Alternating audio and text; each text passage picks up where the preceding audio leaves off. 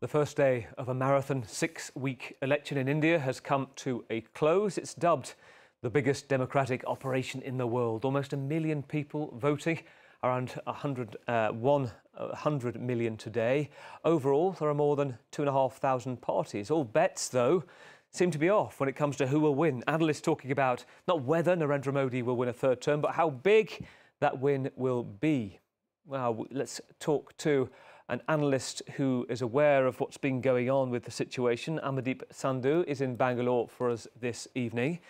In fact, we'll go to Amardeep in a moment. I first want to hear from Yinka Oyotade, our reporter, as the polls open today.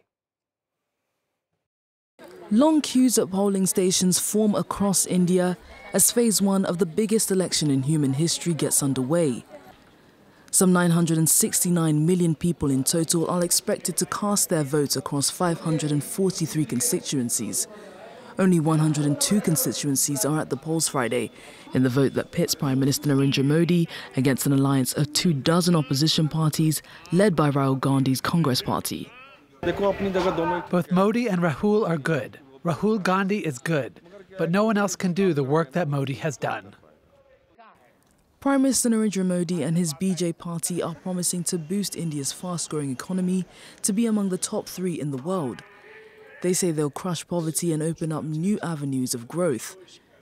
Critics accuse Modi of discriminating against and targeting India's 200 million minority Muslims to please his hardline Hindu base, charges he denies. Despite the criticism, the incumbent is leading in the polls. Very large number of the same voter who would say they are feeling the pinch of price rise, but they would say, but this government is doing very well on account of various other things. One is sense of pride to the Hindu population, Hindu majority population of this country, sense of nationalism. Modi could become the second leader in Indian history to be elected 3 times in a row, securing a rare third term. It's a scenario his primary opponent Rahul Gandhi is keen to avoid. His Congress party leads the alliance of 24 opposition parties. They are promising to save democratic institutions in the country, as well as increase affirmative action and handouts. Voting is set to go on for the next 6 weeks. We have Amardeep Sandhu, independent journalist based in Bangalore. Good to see you, Amardeep. I think I can see you in just a moment. I can hear you. Yeah, I can see you. Good to see you. We also have in the studio with us Leela Jacinto, our Front 24's senior editor and India specialist, I think I'm fair to say.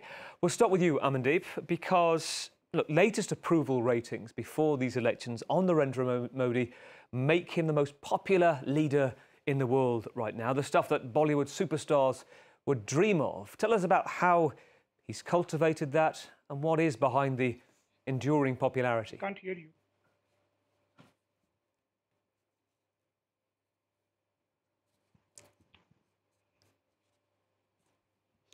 I can't hear you. Amardeep, are you struggling to hear me? Yes, now. If you can hear me, tell us about what it is of Narendra Modi's personality. They talk about how he has, particularly amongst the Hindu support, the Hindutva, and how he's used that to his advantage with a big voter base. Well, when he came a decade back, there was a lot of promise, a lot of hope. But in the last 10 years, that hope has paled now. I live in South India, which is a different from North India, how people look at things here. Recently, our state elected Congress overwhelmingly. So his promise, his guarantee that he would better India, that corruption will go away, all of those have cracked now, at least where I live. So that wave that was there in 2014, which one could sense in 2019 as well, I don't see any wave this time. It's very interesting. Let me bring in Leela on this point. Amardeep talked about a north-south divide. This is a very popular politician, carefully cultivated population, but not universally popular. Yes, I mean, this points to India's immense diversity, of course. Amardeep is completely right about the southern states. You know, the north is called the Hindi belt in India, and Modi's primarily popular in the Hindi belt. the Hindi belt is very populous. It's also poor, whereas the southern states are economically better off. So there's always been a sort of a north-south divide in India. The south, often feels that it is bankrolling the north, but they have the power of the votes.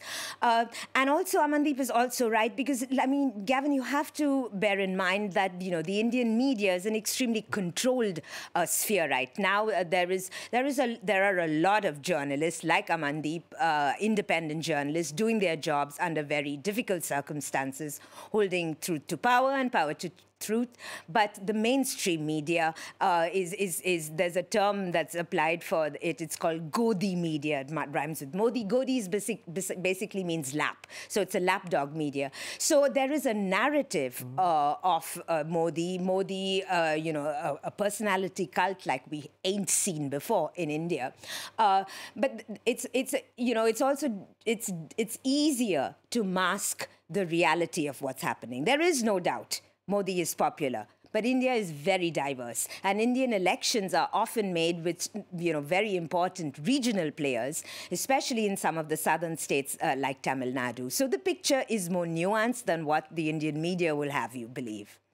Very interesting, Amandeep. When you look at, I think there was a piece in Le Monde Diplomatique, the French monthly foreign affairs look at the world, saying, quote, India, it is a democracy, ? And it looks at really what you're talking to and what Leela's just mentioned, which is this idea that for the people of his party, that for Hindus, it is very good. It works particularly well. He's showing India on a world stage as well. They've arrived on the moon with a rocket in recent months. You get a sense of how well the economy is doing in certain senses. But you've just hit upon something pretty central here as well, which is the difficulty if you're the opposition. I mean, what's happened to the opposition here, Amandeep? Why is it not scoring higher in the polls? Yeah, India used to be a democracy, a multi-party Westminster-style parliamentary democracy. In the last decade, it has become a presidential sort of democracy, where one man, you vote for anybody basically because you're voting for him. That is a completely American-style democracy they've brought in here. Secondly, this time the opposition it's out of resources. If they have to be in the reckoning, they have galvanized themselves into something called an alliance called the India grouping, and they're fighting one-on-one against BJP on many seats. So that might change something, because see, BJP at its peak, it won through 37% votes in the whole country. That was not the popular will. Before that, they had won on 31%. So this is the first past the post concept in democracy, where anybody who has much lesser than 50% seats still becomes the government. That will now change when there's a one-on-one contest, because votes will not get splintered.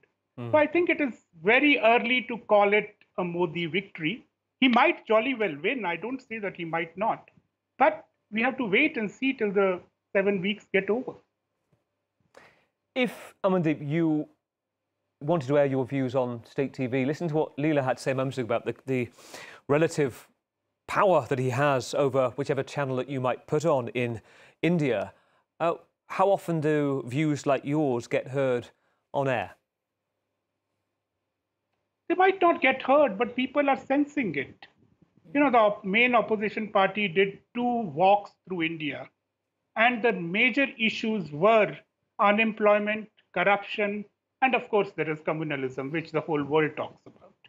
And these are not issues that people forget. I mean, end of the day, everybody needs a job, everybody needs to eat. The price rise is immense right now in India. So people know it. Now, whether they express it at the polling booth, whether they vote according to their needs or do they vote according to blind faith in one man, is a call that people will make. I can't decide that. Amandeep, thank you. Leela, a last question for you. We're going to speak to you in depth in our debate programme tonight, The World This Week. We'll look at India. I just want your sense of how likely. I mean, if I speak to you in 6 weeks' time, Amandeep said it's not a foregone conclusion. Do you feel that way? No, it's not no, I wouldn't call it a foregone conclusion, just because, you know, Indian politics is really made. There's a lot of kingmakers. There are a lot of regional parties that have to weigh in for an overall majority. I mean, if you asked me to put my money on it, I would put my money on Modi, merely because it is really not a level playing field. I mean, the opposition has been hit. You know, the biggest opposition parties had its bank accounts frozen, so it didn't have the resources to campaign. You know, a lot of opposition leaders, you know, the most charismatic ones are you know, hit by these corruption allegations. They have been jailed. So I would put my money on Modi. Just one thing, you know, the one interesting thing about, you know, the economy, which is the Modi success story, and as Amandeep said, you know, there's the inequality is rising, youth unemployment is rising. But the one thing that Modi has done successfully, and you have to give it to him and the BJP, is that the narrative doesn't seem to touch him. So you know, incredibly, there are people who say, you know, young people who say they are worried about their employment prospects, but it doesn't touch Modi. He's kind of achieved this godlike status. And one where useful to the US right now as a counterweight to China, which we'll get onto in the programme coming up. Amandeep Sandhu in Bangalore, thank you. And Leela Jacinto, thank you both.